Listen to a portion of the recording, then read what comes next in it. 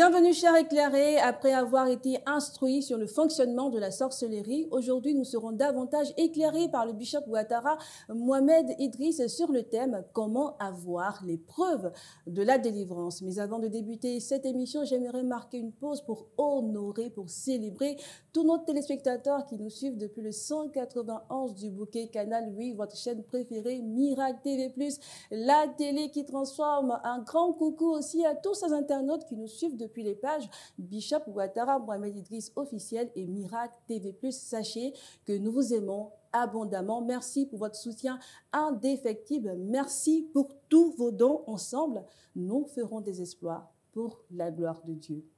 Notre thème de ce jour, pour en parler, nous sommes avec notre célèbre invité, le bishop Ouattara Mohamed Idriss, président fondateur de l'église Ambassade des Miracles de Ouattara Mohamed Idriss, un ministriste. Il est avec nous sur ce plateau. Bienvenue, bishop Ouattara.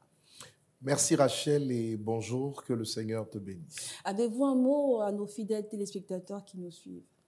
Que le Seigneur vous bénisse tous abondamment. Nous sommes très heureux d'être en votre compagnie par le truchement de Miracle TV+, la télé qui transforme. Et j'ose croire qu'ensemble, nous allons passer un moment très agréable dans la recherche de la connaissance des voies de Dieu, de la révélation de sa parole, et certainement que son esprit agrémentera tout cela avec la sauce de la délivrance. Amen. Alors le thème, comment avoir les preuves de la délivrance, bishop Ouattara. Quand nous parlons de preuves dans le domaine de la délivrance, qu'est-ce que cela signifie?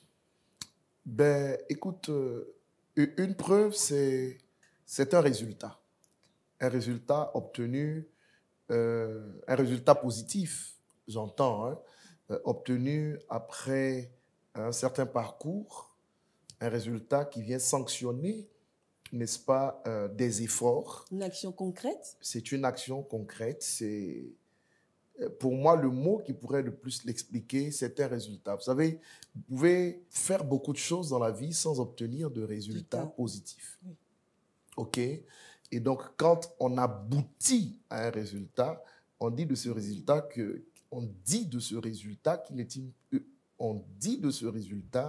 qu'il est une preuve.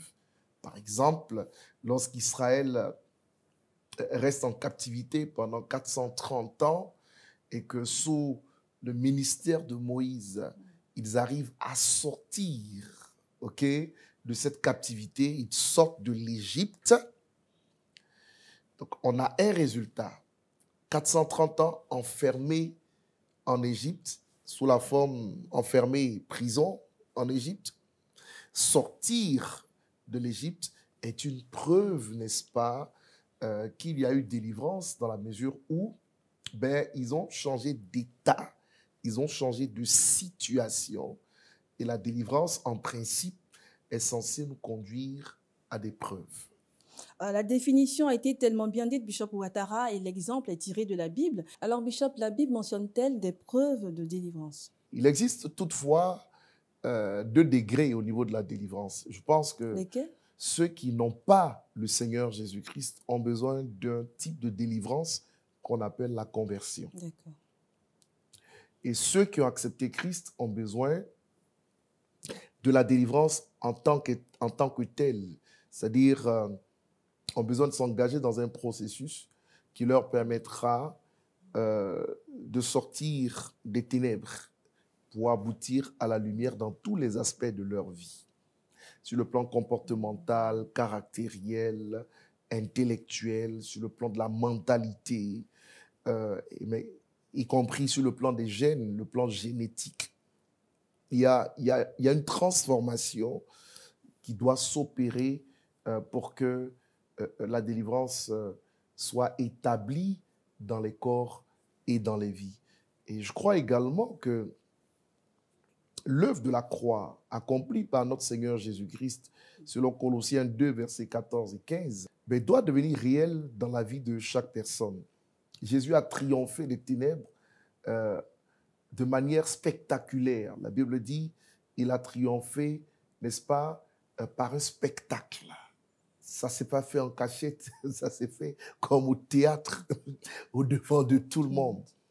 Mais Comment ramener à ta vie, dans les moindres détails, tout ce que Jésus-Christ a fait?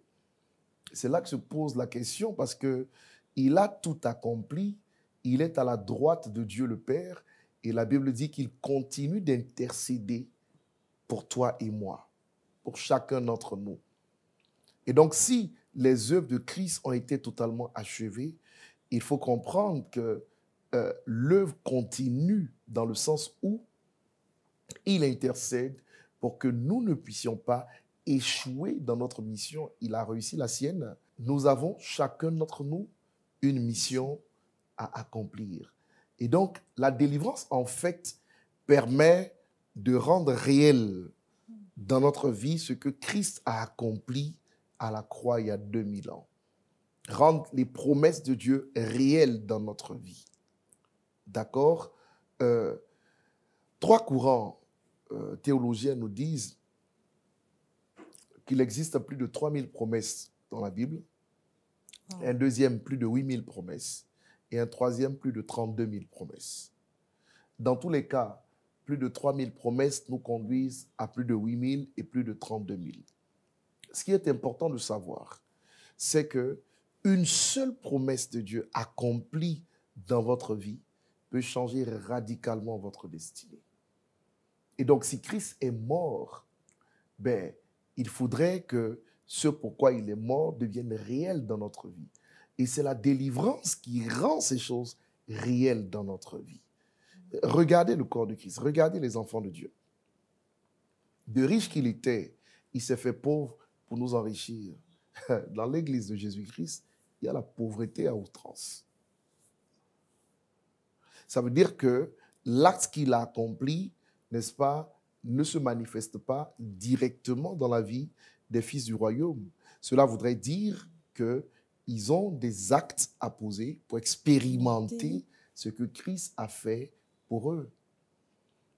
Et la délivrance nous permet donc d'aboutir en ayant les preuves selon lesquelles ce que Christ a fait pour nous devient réalité dans notre vie. C'est l'avantage, n'est-ce pas, d'y aller à fond pour expérimenter l'accomplissement des promesses de Dieu.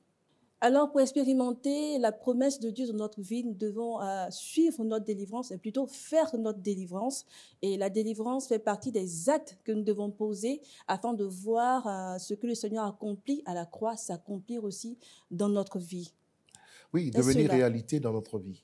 J'ai bien compris ce que vous avez expliqué, Bishop Ouattara. C'est cela. D'accord, Bishop Ouattara. Alors, je reviens pour demander, Bishop Ouattara, est-ce qu'il y a des exemples de délivrance dans la Bible, de preuves de délivrance? Toute la Bible nous parle de preuves de délivrance. Les preuves du ministère de Jésus-Christ. Bon, commençons dans l'ancienne alliance. Je parlais tout à l'heure de Moïse. D'accord. De Moïse, n'est-ce pas, qui sort Israël de la captivité égyptienne. Le fait qu'ils sortent de l'état d'esclavage et qu'ils deviennent des hommes libres, on dit qu'il y a eu délivrance parce qu'ils sont sortis d'un état négatif pour aboutir à un état positif. Alors, si je comprends, la délivrance, c'est quitter d'un point A négatif pour aller à un point B positif, plus lumineux. Plus lumineux, et jusqu'à atteindre un point Z, qui est le summum, n'est-ce pas, de l'accomplissement des promesses de Dieu dans votre vie ou dans la vie de la personne qui est concernée. Et donc, tout le ministère de Jésus parle de délivrance. D'ailleurs, la notion des démons n'existait pas du tout dans l'Ancienne Alliance. Ça veut dire que tu ne verras pas un prophète te parler des esprits mauvais, des démons dans l'Ancienne Alliance. C'est un message révolutionnaire qui est venu par notre Seigneur Jésus-Christ. C'est Jésus qui a commencé à parler, n'est-ce pas, de la réalité des démons. C'est Jésus qui a commencé à chasser des démons. Isaïe ne chassait pas de démons. Ézéchiel ne chassait pas de démons. Zacharie ne chassait pas de démons. Il n'en parlait pas. C'est Christ qui nous a parlé des démons et qui les a chassés. Le fou de Gadara a été délivré. de la folie. Vous avez Bartimée qui a été guéri de la cécité, mais le thème grec nous parle plutôt de la délivrance de la cécité. Et donc, les guérisons opérées par le Seigneur étaient des délivrances. Cette dame qui était courbée depuis 18 ans dans le temple et qui a été guérie, Jésus a dit qu'il l'avait délivrée en tant que fille d'Abraham. Abraham, n'est-ce pas, le père de la foi. Quand on parle de la délivrance de la fille d'Abraham, on parle aussi de ceux qui manifestent la foi, qui doivent être délivrés. C'est pourquoi je vous ai dit que la délivrance nous concerne, nous. Quand vous prenez ce paralytique qui était au bord de la piscine de Bethesda pendant 38 ans, ben, il a été délivré de cet état. Donc, l'œuvre de Christ, en fait, fonctionne par la notion de la délivrance. Lazare a été délivré de la mort. C'est ce qu'on a appelé la résurrection. Donc, la résurrection est une délivrance. Lorsque vous prenez Luc chapitre 4, verset 18, Jésus déclare, « L'Esprit du Seigneur, l'Éternel, est sur moi parce qu'il m'a oint pour. » Et il donne les missions pour lesquelles Dieu l'a oint. Dieu le Père a envoyé le Saint-Esprit oindre Jésus pour accomplir 6 missions. Luc 4, 18, je le répète. Donc, la première mission est la suivante. Il m'a oint pour annoncer une bonne nouvelle aux pauvres. Jésus est venu premièrement pour les pauvres. Alors, naturellement, lorsque vous dites à un pauvre une bonne nouvelle, ben, quelle nouvelle vous pouvez lui donner qui pourrait être bonne pour lui, si ce n'est que Dieu, n'est-ce pas, le sortira de son état de pauvreté. Dès l'instant où il quitte l'état de la pauvreté pour aboutir à un état meilleur, on dit qu'il a été délivré de l'état de pauvreté. Donc, le premier axe du ministère de Jésus, c'est la délivrance. OK? Deuxièmement, il est venu et il m'a envoyé pour guérir ceux qui ont le cœur brisé. Guérir ceux qui ont le cœur brisé. OK? Nous avons tous des âmes fragmentées. Hein? Nous venons à Jésus-Christ avec des âmes fragmentées par des réalités de la vie. Et Jésus dit que le deuxième axe de son ministère est de remettre ensemble tous les fragments et de les réparer, de faire en sorte que nous puissions aboutir à un état de guérison. Alors, quand il parle de guérison, c'est parce qu'il y a des maladies. Oui. Et donc, sortir de l'état de ces maladies pour aboutir à la guérison, c'est la délivrance. Troisième axe du ministère de Jésus, proclamer aux captifs la délivrance. Et là, vous avez le mot qui sort. Donc, la captivité, elle est manifeste sous plusieurs formes. Elle pourrait être liée aux prisons sataniques, elle pourrait être liée à la marmite de la sorcellerie, elle pourrait être liée, n'est-ce pas, à des limitations, comme des barrières, elle pourrait être liée aux esprits de non-accomplissement, etc. Sataniques. Comment? Aux marques sataniques. Aux marques sataniques. Aux marques sataniques, par exemple. Et donc, vous comprenez, Jésus dit, je suis venu pour délivrer les captifs. Quatrième axe de son ministère, ben, donner la vue à ceux qui sont aveugles. OK? Lorsqu'il parle ici de cécité, il ne parle pas seulement de ceux qui ne voient pas physiquement. Il parle aussi de ceux qui sont aveugles en ce qui concerne les Écritures, aveugles en ce qui concerne la vérité de sa parole. Il dit qu'il est venu ôter l'aveuglement, il est venu ôter la cécité. Lorsque quelqu'un est aveugle et que la cécité lui est retirée, on dit qu'il a été délivré de la cécité. Quatrième axe du ministère de Jésus, c'est la délivrance. Cinquième axe du ministère de Jésus, il est venu renvoyer libres les opprimés. Opprimés, liberté, vous avez encore la délivrance. Et sixième et dernier axe du ministère de Jésus, alors, il est venu publier une année de grâce du Seigneur. Alors, quand tu dis à quelqu'un que Dieu va te faire grâce, qu'est-ce que ça veut dire? Que Dieu te sortira de la situation dans laquelle tu es pour te mettre dans une situation meilleure. En d'autres termes, il te délivrera de cette situation pour l'améliorer ou te conduire dans des réalités nouvelles beaucoup plus intéressante et performante. Ceci parle de la prophétie, mais la prophétie qui vient te sortir d'une réalité ténébreuse pour te conduire à une réalité lumineuse. Encore la délivrance. C'est la raison pour laquelle le Fils de l'homme a paru pour détruire les œuvres du diable. Et donc, tout ce que Jésus-Christ a fait en enseignant, en prêchant, en chassant les démons, en guérissant les malades, en ressuscitant les morts, tout ce qu'il faisait, l'objectif était la délivrance.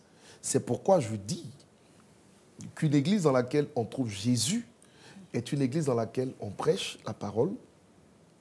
La prédication, c'est la déclaration des vérités. On enseigne la parole. L'enseignement, c'est l'explication des vérités déclarées. On prophétise parce que Jésus prophétisait. On chasse les démons parce que Jésus chassait les démons. OK? On guérit des malades et on fait des miracles. Je vais mettre les deux ensemble. Voici les 5 points qui caractérisaient le ministère de Jésus. Ce qui veut dire qu'une église dans laquelle Jésus-Christ est doit obligatoirement manifester ces 5 points. Ce sont les 5 critères qui nous permettent de savoir que Jésus est pleinement présent en ce lieu. Et lorsque l'une des actions manque, cela veut dire qu'il y est partiellement, mais pas totalement. Alors, Bishop Ouattara, quelles sont les preuves de la délivrance qu'un chrétien peut observer dans sa vie? L'épreuve, c'est le résultat. Et donc, je dirais par exemple d'une personne qu'elle est délivrée du célibat le jour où cette personne se mariera. Donc, le mariage devient une preuve concrète, n'est-ce pas, de la délivrance, de l'état dans lequel la dite personne était. Si elle est fiancée, je dirais qu'elle est dans le processus de la délivrance, mais elle n'est pas encore délivrée. Pourquoi? Parce que la délivrance devrait être le résultat, n'est-ce pas, qui manifeste le changement d'état. Et c'est la raison pour laquelle la délivrance est toujours un processus et jamais juste un acte. Alors, une personne mariée aura-t-elle besoin de délivrance? Ben oui. Pourquoi? Une fois mariée, tu vas commencer à prier pour avoir des enfants. Ah oui, c'est vrai. N'est-ce pas? Oui. Quand les enfants ne viennent pas, c'est un problème. À chaque fois qu'un enfant est venu, d'ailleurs, quand il est sorti, le thème médical qui a été utilisé, c'est la délivrance. La délivrance. N'est-ce pas? Surtout quand le placenta sort, on dit qu'il y a eu délivrance. C'est le terme de la médecine qui est juste, qui est correct, qui est concret. Et donc, finalement, les enfants apparaissent. Gloire à Dieu pour cela. Amen. Mais tu as un autre combat. Lequel? Il faut conserver le mariage. Oui. Donc, rentrer dans une victoire ne veut pas dire conserver la victoire. Comment, Bishop? Il y a une différence entre obtenir une grâce et la conserver. Quelqu'un peut obtenir une grâce et la perdre.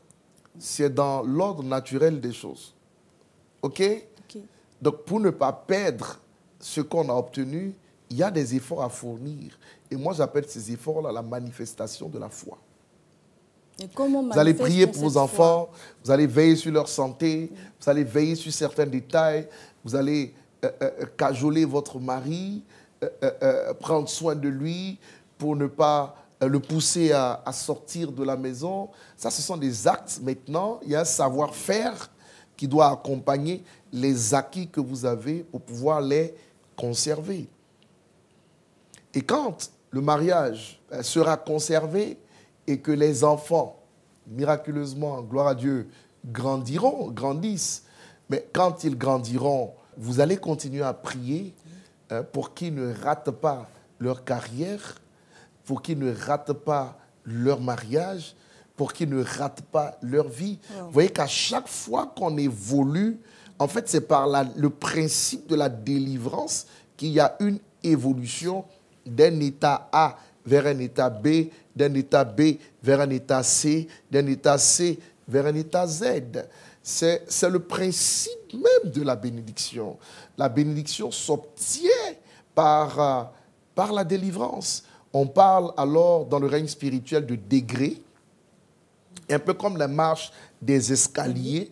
Et donc, à chaque fois qu'on monte, on est délivré des réalités du palier inférieur. Voici comment ça fonctionne. Donc, à chaque et voici étape, comment il faudrait comprendre la chose. À chaque étape de notre vie, on a besoin de délivrance. C'est pour ça que je dis constamment que je suis le premier étudiant, peut-être un peu plus avancé, mais qui continue d'avoir besoin de délivrance. Et quand je parlerai tout à l'heure de l'histoire de Gédéon, avec également le problème des gènes, je pense qu'on comprendra mieux. Alors, Bishop, veuillez nous parler de l'histoire de Gédéon afin de nous éclairer davantage ce sujet. Avec joie et avec plaisir, Rachel. On va lire Juges chapitre 6, le verset 24 au verset 30. On va aller au verset 34. Je ne pense pas pouvoir lire tout ça. Et puis, on lira aussi, si possible, Matthieu 27, versets 50 à 53. Matthieu 27, 50 à 53. J'ai bien envie de commencer avec Matthieu avant de revenir à Juge. Bishop Ouattara. Donc, on va aller avec Matthieu, chapitre 27. Donc, on débute avec Matthieu, chapitre 27. Versets 50 à 53. Alors, qu'est-ce qui est dit exactement à ce niveau? Jésus poussa de nouveau un grand cri et rendit l'esprit. Et voici le voile du temple se déchira en deux depuis le haut jusqu'en bas. La terre trembla, les rochers se fendirent, les sépulcres s'ouvrirent. Et plusieurs corps des saints qui étaient morts ressuscitèrent. Étant sortis des sépulcres, après la résurrection de Jésus, ils entrèrent dans la ville sainte et apparurent à un grand nombre de personnes. De quoi s'agit-il ici? De la mort de Jésus-Christ. Ok. Et qu'est-ce qui ressort de ce texte? La Bible dit quand Christ poussa son dernier cri et rendit l'esprit, pas l'âme, l'esprit. Ça, c'est un mystère. Il rendit l'esprit parce que dans le Nouveau Testament, nous sommes des esprits vivifiants. D'accord. Ça pourrait faire l'objet d'un enseignement. Avec plaisir, Bishop. Avec la différence entre l'âme vivante et l'esprit vivifiant. vivifiant. OK. Alors, ce qui est important dans ce texte, c'est que Jésus meurt et trois choses sont constatées à sa mort lorsque le sang touche la terre. Lesquelles? Premièrement, la terre tremble physiquement. Deuxièmement, des rochers furent brisés. Et troisièmement, plusieurs personnes mortes depuis très longtemps revinrent physiquement à la vie. Ressuscitent. Et donc, premièrement, dans le sang de Jésus, vous avez le pouvoir de l'onction. C'est le pouvoir de l'onction qui fait trembler la terre. Vous avez le pouvoir de la délivrance. C'est le pouvoir de la délivrance qui brise des rochers. Et vous avez le pouvoir de la résurrection. C'est le pouvoir de la résurrection qui ramène à la vie des morts. Ce qui est incroyable dans cette situation, c'est que les morts ressuscités à la mort de Christ, la Bible dit, ils sont morts, ressuscités par la puissance contenue dans le sang de Jésus, mais ressuscités, ils sont restés dans les sépulcres. Les tombes, si vous voulez. Le verset 53 nous dit qu'ils sont sortis des sépulcres après la résurrection de Jésus. Donc, ils ont été ressuscités 3 jours avant et ils sont sortis de là après que Christ ait été ressuscité. Cela indique que vous pouvez être ressuscité en recevant la vie de Christ. Votre esprit mort reprend vie. On parle de résurrection. Mais vous pouvez être un ressuscité lié, comme l'ami de Jésus appelé Lazare. Vous pouvez être un ressuscité qui reste au sépulcre. Donc, le fait d'être ressuscité ne veut pas dire que vous avez la liberté de tout faire, parce que vous ressuscitez dans l'état dans lequel vous étiez mort. Ouh là là. Ah oui, c'est clair. On peut être Là, ressuscité, mais rester au statu quo. c'est exactement ce qui s'est passé là. 3 jours après, ils sont entrés dans la ville parce que le Seigneur est sorti et ils sont apparus un grand nombre de personnes. Mais le texte le plus en vogue qui me permettra de parler des preuves, comment obtenir les preuves de notre délivrance, c'est bien Juge chapitre 6, à partir du verset 24. Gédéon bâtit là un autel à l'Éternel et lui donna pour nom l'Éternel paix. Il existe encore aujourd'hui à Ophra, qui appartenait à la famille d'Abiézer. Dans la même nuit, l'Éternel dit à Gédéon, prends le jeune taureau de ton père et un second taureau de 7 ans. Renverse l'autel de Baal qui est à ton père et abat le pieu sacré qui est dessus. Tu bâtiras ensuite et tu disposeras sur le haut de ce rocher un autel à l'Éternel ton Dieu. Tu prendras le second taureau et tu offriras un holocauste avec le bois de l'idole que tu auras abattu. Gédéon, verset 27, prit 10 hommes parmi ses serviteurs et fit ce que l'Éternel avait dit. Mais comme il craignait la maison de son père et les gens de la ville, il l'exécuta de nuit et non de jour. Lorsque les gens de la ville se furent levés de bon matin, voici l'autel de Baal était renversé. Le pied sacré placé dessus était abattu et le second taureau était offert en holocauste sur l'autel qui avait été bâti. Ils se dirent l'un à l'autre, qui a fait cela? Et ils s'informèrent et firent des recherches. On leur dit, c'est Gédéon, fils de Joas, qui a fait cela? Alors les gens de la ville dirent à Joas, fais sortir ton fils et qu'il meure. Car il a renversé l'autel de Baal et a battu le pieu sacré qui était dessus. Joas répondit à tous ceux qui se présentèrent à lui, est-ce à vous de prendre parti pour Baal? Est-ce à vous de venir à son secours? Quiconque prendra parti pour Baal mourra avant que le matin vienne. Si Baal est un dieu, qu'il plaide lui-même sa cause, puisqu'on a renversé son autel. En ce jour, on donna à Gédéon le nom de Jérubbaal, en disant que Baal plaide contre lui, puisqu'il a renversé son autel. Tout Madian, Amalek et les fils de l'Orient se rassemblèrent. Ils passèrent le Jourdain et campèrent dans la vallée de Jizréel. Gédéon fut revêtu de l'esprit de l'Éternel. Il sonna de la trompette et Abiézer fut convoqué pour marcher. À sa suite, nous disons Amen. Amen. Belle lecture de la parole de Dieu. C'est ça aussi, soyons éclairés. Ben oui, il faut bien prendre appui sur les Écritures pour pouvoir expliquer, n'est-ce pas, à la base et à la lumière des Écritures, ce que nous affirmons dans le développement. Les Madianites ont pillé Israël pendant 7 ans. Dieu suscite un homme qui s'appelle Gédéon, d'une famille pauvre, hein, et Dieu lui dit, écoute, par toi, je vais mettre fin aux activités de Madian qui viennent piller mon peuple. En d'autres termes, je vais t'utiliser pour que mon peuple soit délivré de la main des Madianites. OK? Et Dieu lui dit, je t'envoie en mission. Il est prêt à y aller, il est prêt à obéir à Dieu. Je vous épargne tous les détails. Il dit oui finalement à Dieu. Et puis, juste avant d'y aller, le Seigneur lui dit, non, tu t'arrêtes, stop. Il faut que tu retournes dans la maison de ton père. Parce que là-bas, ton père, en fait, a bâti un autel. Et je veux que tu ailles détruire l'autel de Baal, qui est une divinité.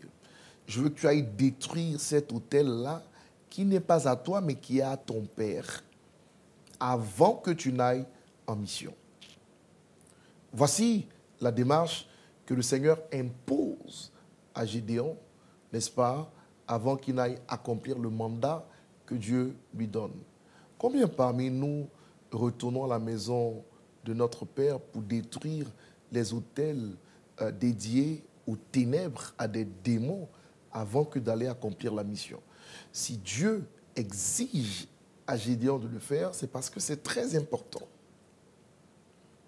L'autel, c'est un lieu d'adoration qui ouvre une porte et qui permet aux êtres spirituels de passer par cette porte pour s'introduire dans le règne physique.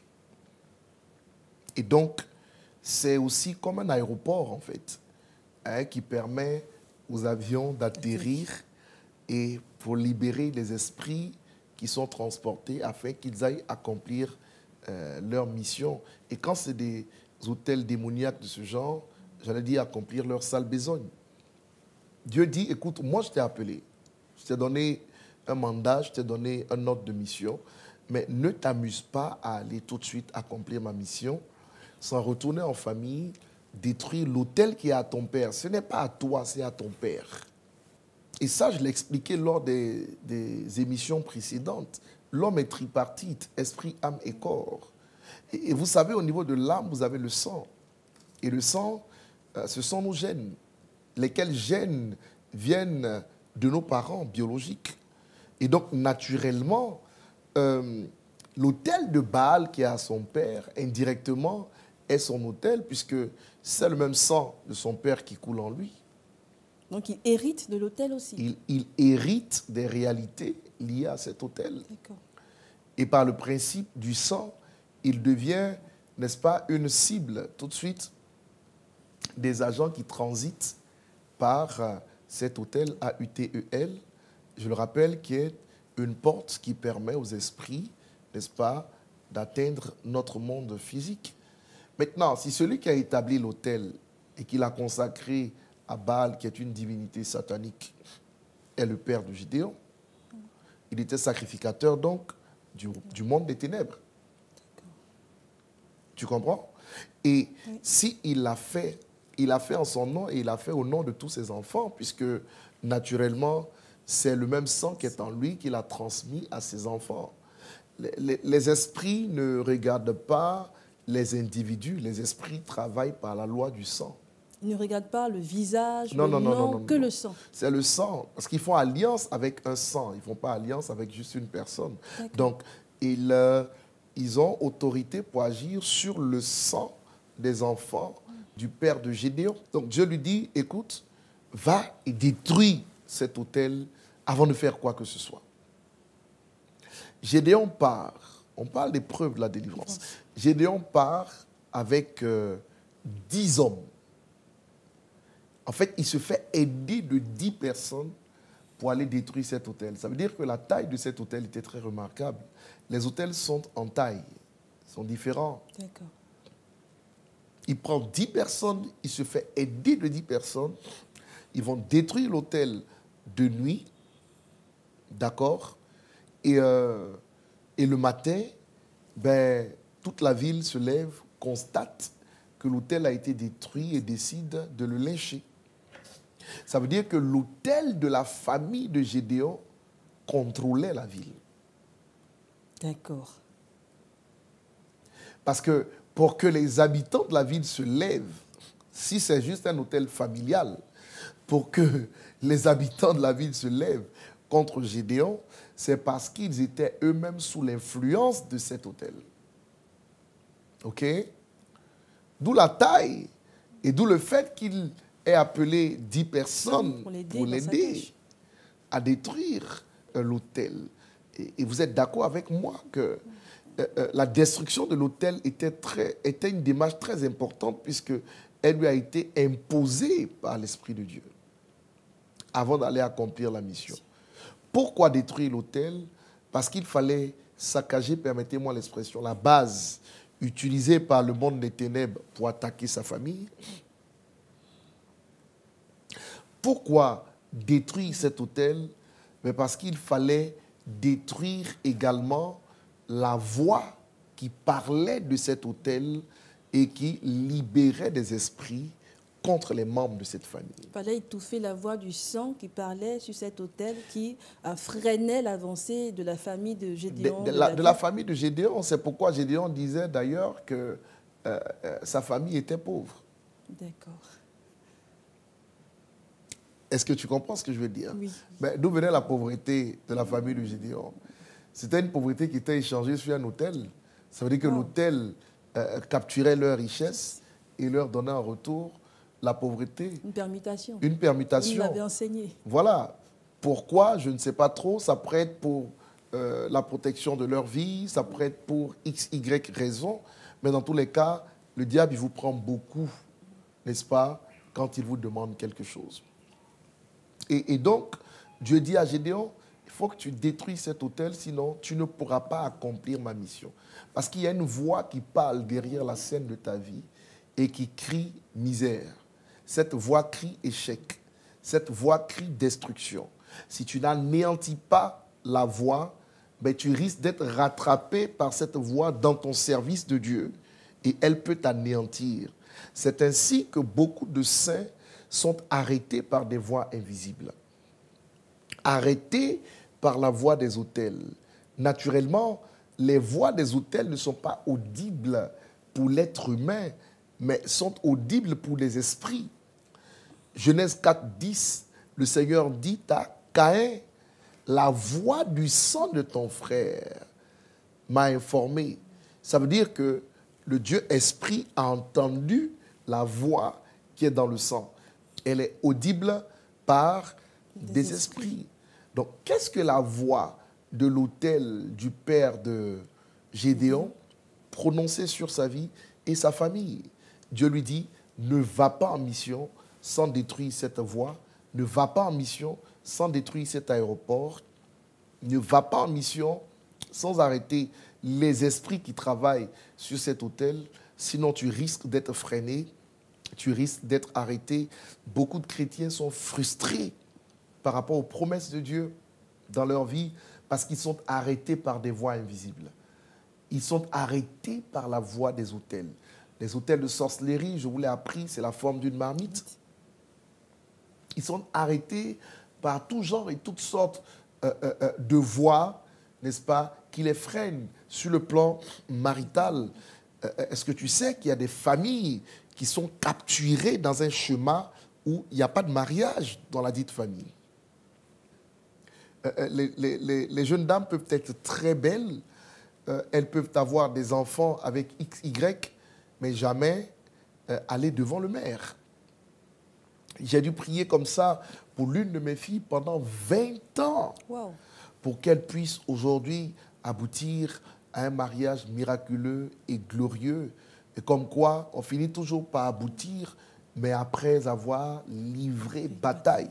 Et c'est selon la profondeur et la complexité de votre problème, n'est-ce pas, qu'on met aussi du temps dans la délivrance. Tu sais, le problème de la délivrance est surtout lié à la dimension de nos gènes, de nos chromosomes. Et quand je regarde, n'est-ce pas, ce que nos gènes incarnent sur le plan scientifique, ils ont tout à voir avec des racines, les racines d'un arbre. Comment? En fait, notre patrimoine génétique, nos chromosomes, quand on regarde cela au niveau du microscope, c'est une construction qui ressemble à des racines. D'accord, avec des ramifications. Des ramifications. Qui s'entremêlent. Qui s'entremêlent. Il y a une grosse complexité à ce niveau-là. Et c'est ce qui rend parfois la délivrance un peu complexe, surtout quand elle est en rapport avec nos gènes et nos racines. Parce que je crois que très souvent, nos racines, nos gènes, notre ADN a enregistré spirituellement certaines vérités qui sont transmissibles de génération en génération. Tu ne me diras pas le contraire avec le problème des maladies héréditaires.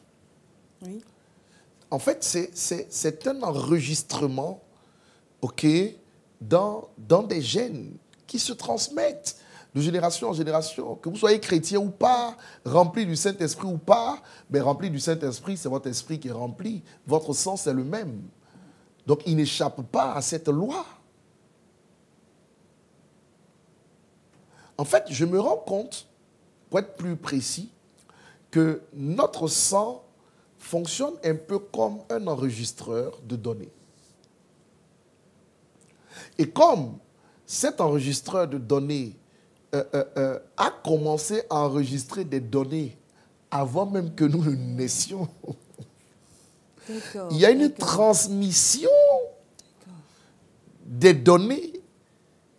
C'est pour cela qu'on parle d'hérédité, d'héritage venant de la génération ou des générations ascendantes. Donc l'héritage, c'est la transmission des données. C'est la transmission des données. C'est la transmission des gènes. Dans le sang de nos parents à nous. Exactement. Maintenant, ce qui est enregistré en termes de données, n'est-ce pas, peut être un trait de caractère, devient, pardon, un trait de caractère commun à une famille. Il y a des familles dans lesquelles il n'y a pas de mariage.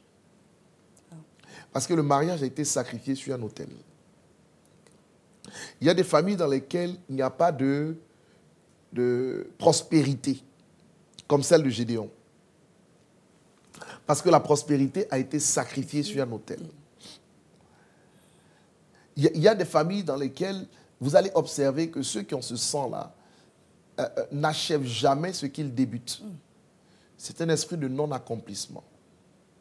Il y a des familles dans lesquelles vous allez observer qu'il y a comme la mort prématurée. Ça veut dire qu'il y a eu des échanges sur un autel démoniaque. OK? Et ces réalités, finalement, sont enregistrées dans les gènes de la personne qui est liée par le sang à ceux qui ont établi cet autel. Alors, par voie de conséquence, quand Dieu dit à Gédéon, va détruire l'autel, c'est parce que Dieu est conscient que le sang de Gédéon est un relais de la voix de l'autel familial. Reprenez, Bishop. Une vérité profonde. Une vérité mon profonde. Dieu. Dieu est conscient que le sang de Gédéon est un autel de relais. Mais ce sang relaie la voix de l'autel de famille. C'est un autel mobile, le sang de Gédéon. Mobile parce qu'il est en lui. D'accord. D'accord? Mais c'est d'abord un autel de relais. Ça veut dire, il y a un autel quelque part qui dit une chose. L'autel principal. L'autel principal. D'accord. Et puis le sang, n'est-ce pas, répète ce que cet autel a dit. OK? Donc, dès l'instant où il y a la destruction de l'autel qui émet, l'autel récepteur ne reçoit plus d'informations à émettre. C'est comme des antennes. Exactement. D'accord, d'accord, d'accord. On parle un peu de la complexité des réalités spirituelles. OK? Donc, en fait, le sang est un autel. C'est pour cela que le sang a une voix. Et c'est pour cela que le sang parle. Mais qu'est-ce que le sang dit? Le sang relaie les informations, n'est-ce pas, qui ont été établies sur un autel principal, un autel de famille. Donc, dès l'instant où Dieu dit à Gédéon, va détruire l'autel de famille, c'est pour que son sang, n'est-ce pas, ne puisse plus avoir la capacité de recevoir des informations pour les émettre ensuite. Donc, si l'émetteur principal est détruit, le sang qui est récepteur pour émettre par la suite n'a plus d'informations à recevoir pour les émettre par la suite. Est-ce que ça va? Parce oui, que ça va, ça va.